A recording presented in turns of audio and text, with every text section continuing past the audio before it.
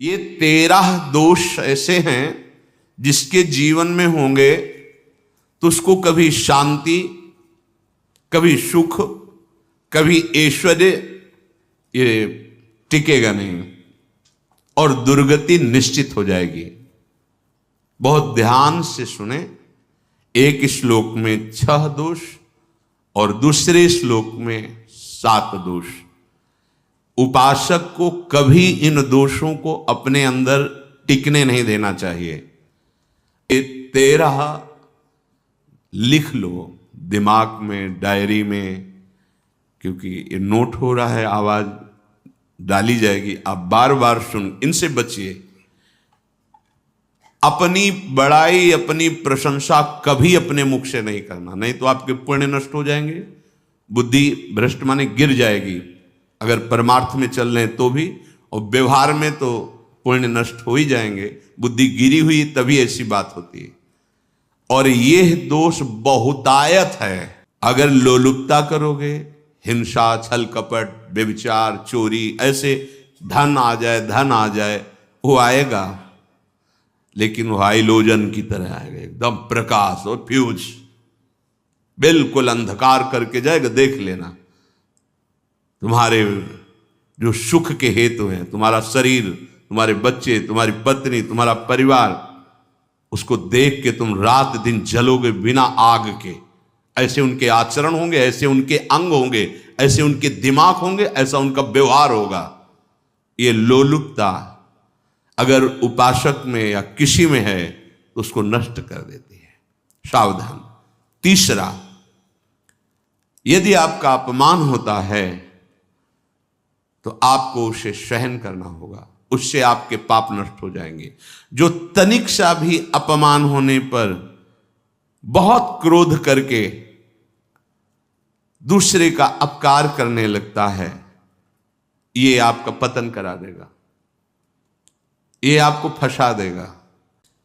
चौथा, दान देने की बात कह के मुकर जाना या दान देकर पश्चाताप करना। दे दिया है, बहुत जल रहे हो, दूसरे से वार्ता कर रहे हो कि पता नहीं क्या यार बुद्धि में हो गया, हमने उसको इतना कहा था, उतना दे दिया, क्यों दे दिया, ऐसा ऐसा, मतलब अंदर चिंतन करना, क्यों दे दी तो दिया। इसके बाद जो आपका ये जलन हो रही, पश्चाताप, सुकृत नष्ट हो रहे हैं। दान देकर पश्चाताप करना या दान देने की बात कह के मुकर जाना।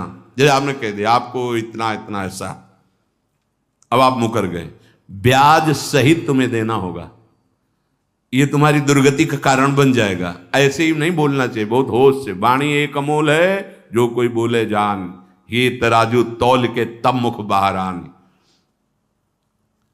5वां, अत्यंत कृपण होना, ना परिवार को सुखी कर पा रहा, ना अपने को सुखी कर पा रहा है। एक एक सिक्का बैंक में जो मर गया।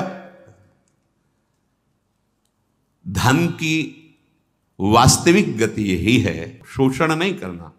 कह रहे स्त्री, बालक और पागल, जैसे विक्षिप्त है, पागल है, आपको रक्षा करनी है, बन जाए तो उसको भोजन। ऐसा नहीं कि ईंट मारो, उसको अपमानित करो, उसकी बुद्धि खराब है, प्रारब्धवशात खराब हो गई है।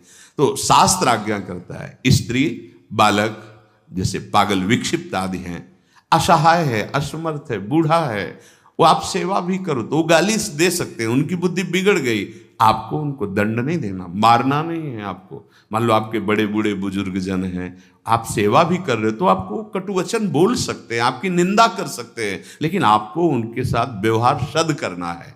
अगर आपने इन दोषों को स्वीकार किया तो निश्चित आपकी दुर्गति होगी, ना इस लोक में आपको शांति मिलेगी, ना परलोक में। इसलिए इन दोषों को बार बार सुन करके और हृदय में जांचो कि कहीं है तो नहीं। अगर है तो सत्संग, भजन बल, भगवत प्रार्थना के बल से इन दोषों का त्याग कर दो, जीवन मंगलमय हो जाएगा। शेष चर्चा आगे। श्री राधा वल्लभ लाल।